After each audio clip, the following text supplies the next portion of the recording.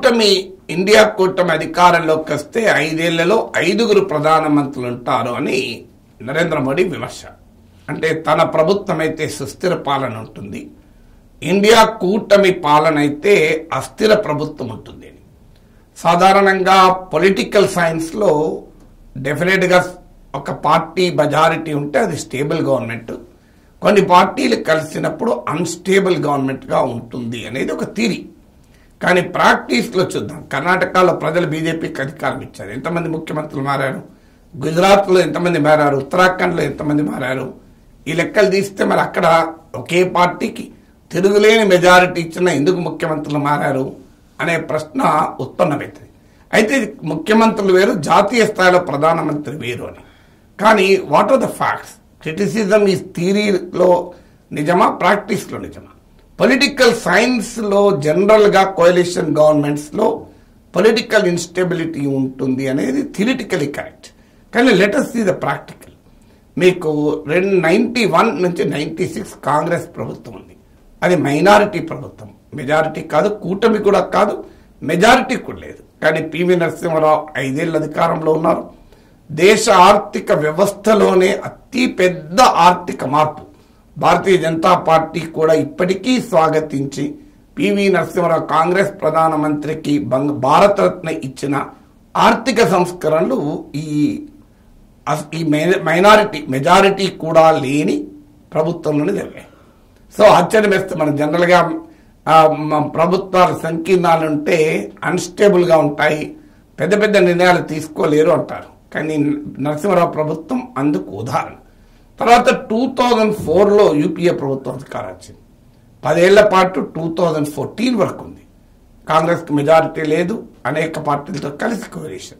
10 ఏళ్ల పాటు ఎంతమంది ప్రధానమంత్రులు మారారు? నరేంద్ర మోడీ లెక్కన 10 మంది మారారా? మన్మోహన్ సింగ్ ఒక్కడే ప్రధానమంత్రిగా ఉన్నాడు. మన్మోహన్ సింగ్ దేశంలో పాపులర్ లీడర్ కూడా కాదు, కానీ 10 years యూపీఏ కోalitionకు సింగిల్ ప్రైమ్ మినిస్టర్, మారలే ప్రైమ్ మినిస్టర్. ఈ సంకీర్ణాల కాలంలోనే ఇప్పటికీ మోడీ ప్రభుత్వం కూడా కొనసాగిస్తున్న జాతీయ ఉపాధి హామీ పథకము, సమాచార హక్కు, గృహహింస చట్టం, విద్యా హక్కు, ఇలాంటి ఒక సంచలనమైనటువంటి చట్టాలు, పథకాలు వచ్చాయి. మరి ఇప్పుడు చెప్పండి, మోడీ అన్నట్లు ఆ కూటముల అధికారంలోకి వస్తే 5 ఏళ్లలో 5 ప్రధానమంత్రులు మారుతారా? Let us be frank on facts. So ఇప్పుడు కేరళలో సంకీర్ణ ప్రభుత్వం 10 ఏళ్ల నుంచి 8 ఏళ్ళైంది, ఒక్కడే ముఖ్యమంత్రి కదా పినరాయి విజయన్, అక్కడ సంకీర్ణ ప్రభుత్వమే కదా. అందువల్ల ఆ రోజులు పోయాయి. మీకు సంకీర్ణాలు ఎప్పుడు అన్స్టేబుల్గా ఉన్నాయంటే విపి సింగ్ ప్రభుత్వం అన్స్టేబుల్గా ఉండే కారణం, ఆ పార్టీకి విపి సింగ్ నాయకత్వంలోని జనతాదళ్ పార్టీకి బలం లేదు. బీజేపీ లెఫ్ట్ మద్దతుతో అధికారంలో ఉంది. BJP mandal commission VP Singh ప్రభుత్వం అమలు చేయడంతో బీజేపీ నిరసనగా, అంటే ఇది తన హిందుత్వ పాలిటిక్స్ నష్టం కలుగుతుంది అని మండల్ కమిషన్ నిరసన అని చెప్పకుండా మందిర్ స్లోగన్ అందుకొని విపి సింగ్ ప్రభుత్వానికి మద్దతు ప్రసరించుకుంది. అలాగే దేవగౌడ ప్రభుత్వం, యూపీఏ యునైటెడ్ ఫ్రంట్ ప్రభుత్వం అన్స్టేబుల్. అప్పుడు ఎందుకు? ఆ అధికారంలో ఉన్నటువంటి పార్టీల బలం లేదు, కాంగ్రెస్ బయట నుంచి మద్దతు ఇచ్చింది. అందువల్ల ప్రధాన పార్టీ బయట నుంచి మద్దతు ఇచ్చినప్పుడు ప్రధానమంత్రులు మారుతారు, కరెక్ట్ అది. కానీ ఏదో ఒక ప్రధాన పార్టీ, అది కాంగ్రెస్ కానీ బీజేపీ కానీ, ఆ నాయకత్వంలో ప్రభుత్వాలు ఏర్పడినప్పుడు ప్రధానులు మారలేదు.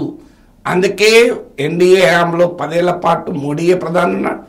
మోడీ కంటే మోడీ హయాంలో బీజేపీకే సొంతగా బలం ఉంది. కానీ వాజ్పేయి టైంలో సొంతగా బలం లేకపోయినా 6 ఏళ్లు వాజ్పేయి మాత్రమే ప్రధానమంత్రిగా ఉన్నారు. 10 ఏళ్ల పాటు మన్మోహన్ సింగ్ మాత్రమే ప్రధానమంత్రిగా ఉన్నారు. కారణం ఏంటంటే కాంగ్రెస్ బీజేపీ నాయకత్వంలో కూటములు వచ్చాయి. ఈ వాస్తవాన్ని దాచి 5 ఏళ్లలో ఇండియా కూటమికి 5 ప్రధానమంత్రులు వస్తారు అనే వాదన, నేను చెప్పిన గణాంకాలు, చరిత్ర, ఫ్యాక్ట్స్ చూస్తే రైట్ రాంగ్ మీకే అర్థమవుతుంది కదా.